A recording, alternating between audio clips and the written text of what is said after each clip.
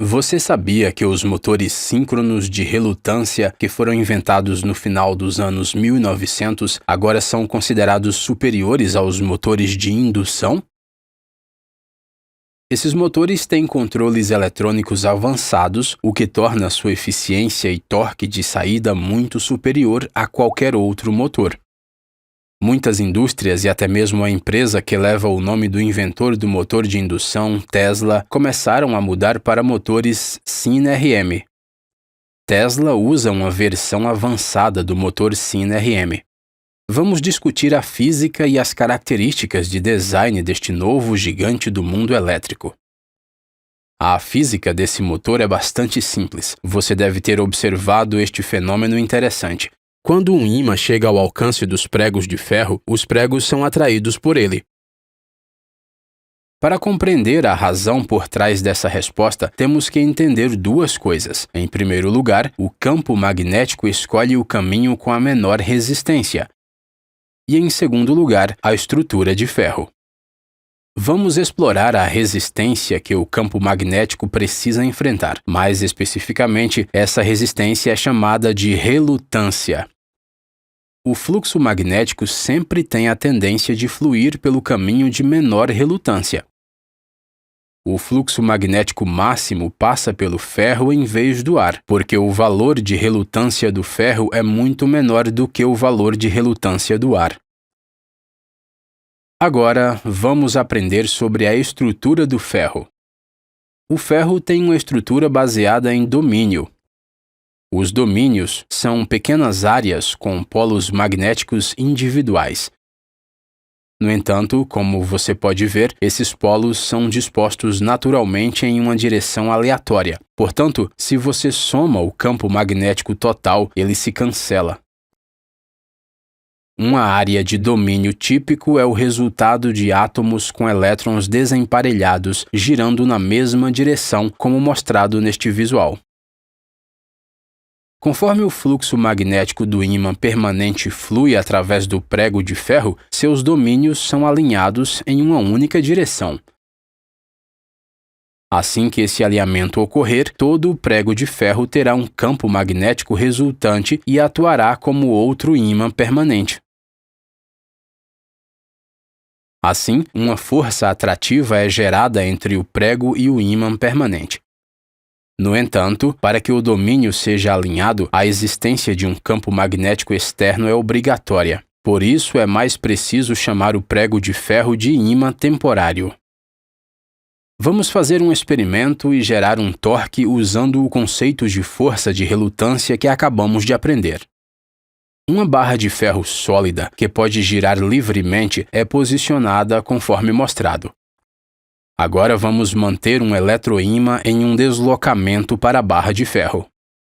A barra de ferro definitivamente será atraída para o eletroímã devido à força de relutância, e ele girará. Porém, após ser alinhado com o campo magnético, o torque na barra de ferro torna-se zero. Este é um conceito crucial a ser observado. Quando a barra de ferro e o campo magnético estiverem perfeitamente alinhados, o torque no rotor será zero. Agora vamos projetar um Syn-RM simples usando os fundamentos que desenvolvemos até agora. Aqui, um arranjo de bobina trifásica substitui o eletroímã. Quando uma corrente alternada trifásica passa por essa bobina, ela produz um campo magnético que está girando. Você pode dizer o que acontecerá com a barra de ferro sob a influência desse campo magnético giratório?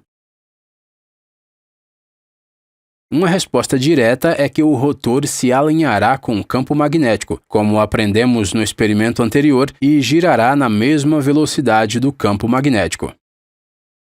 Essa resposta parece bastante lógica. No entanto, quando você aplica um campo magnético giratório a um rotor parado, os resultados podem surpreendê-lo. O rotor realmente resiste à rotação. Vamos aprender o porquê.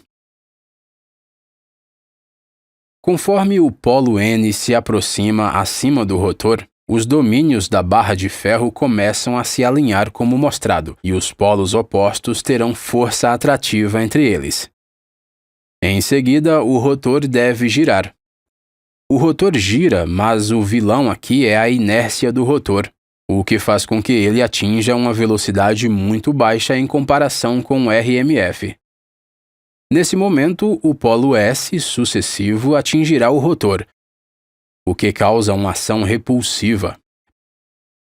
Bem, você pode pensar que, como não há ímãs permanentes, os polos induzidos no rotor podem mudar conforme muda o RMF. No entanto, eles não o fazem.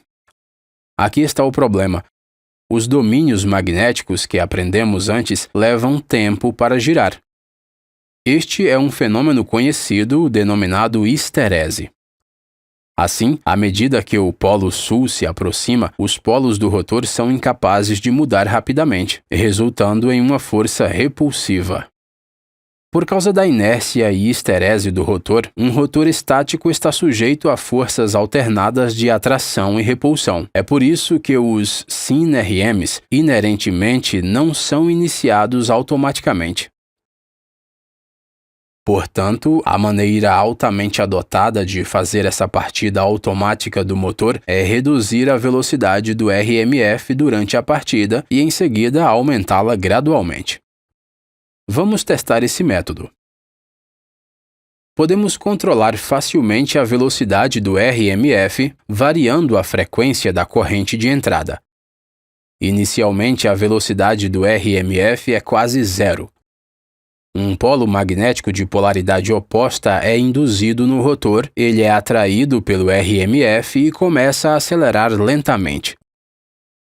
Um dispositivo controlador inteligente detecta a posição do rotor.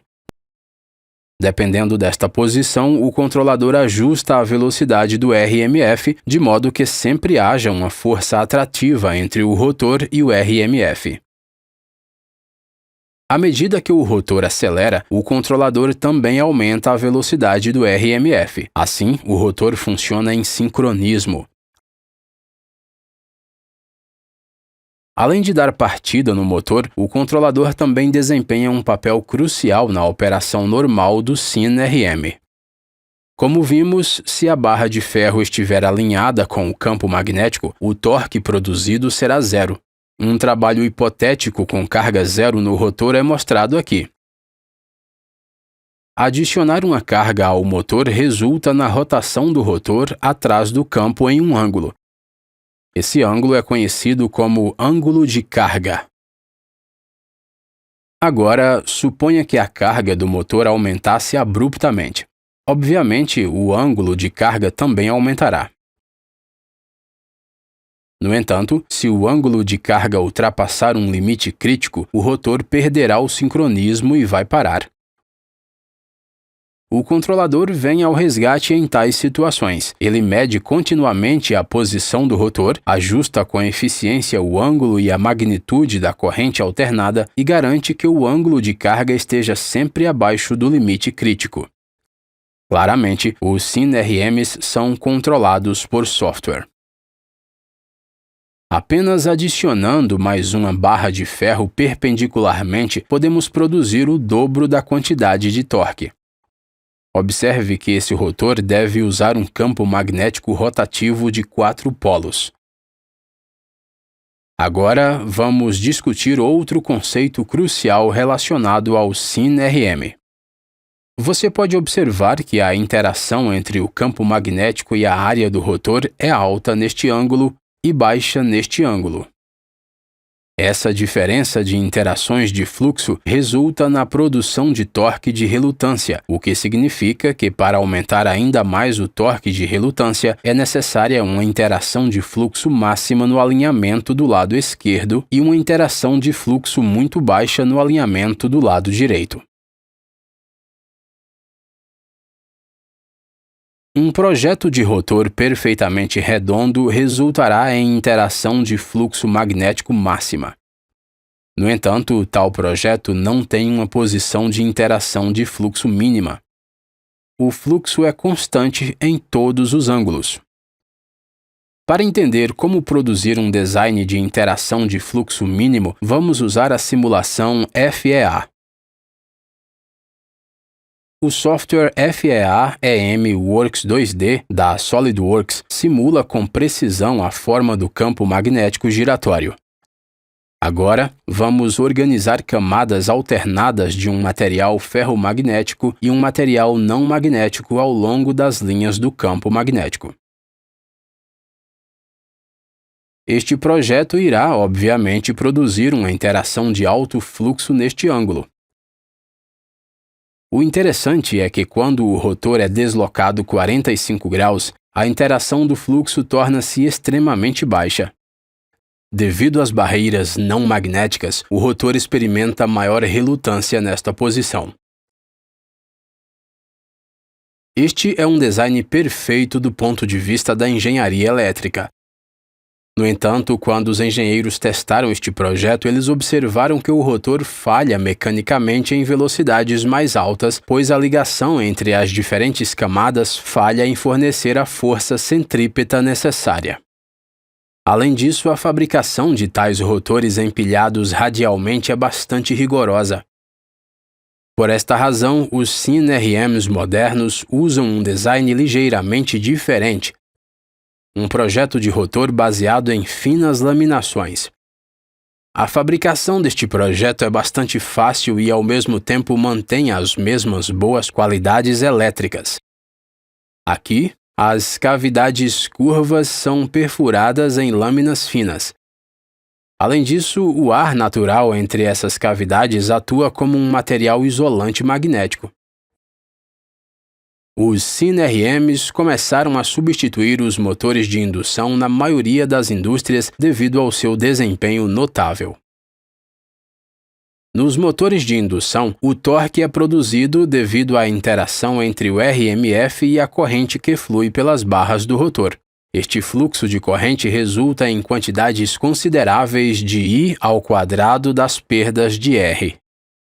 Perdas na forma de calor. É por isso que os motores de indução têm uma eficiência menor em comparação com os SIN-RMs. Devido à ausência de I² da perda de R em SIN-RMs, eles funcionam mais frios. Para a mesma entrada de corrente, os SIN-RMs são capazes de produzir um torque 10 a 15% maior do que os motores de indução. Finalmente, a vantagem mais óbvia. Os SIN-RMs sempre funcionam na velocidade síncrona, a velocidade do RMF. Em um motor de indução, a velocidade do rotor será um pouco menor que a velocidade síncrona e essa velocidade varia de acordo com a carga. Esperamos que agora você tenha um bom entendimento de como funcionam os motores síncronos de relutância. Da próxima vez, quando você colar um ímã à sua geladeira, saberá que ele atrai devido à mesma força de relutância. Agradecemos a EM Works por seu apoio FEA neste vídeo. Não se esqueça de pressionar o botão de apoio. Obrigado.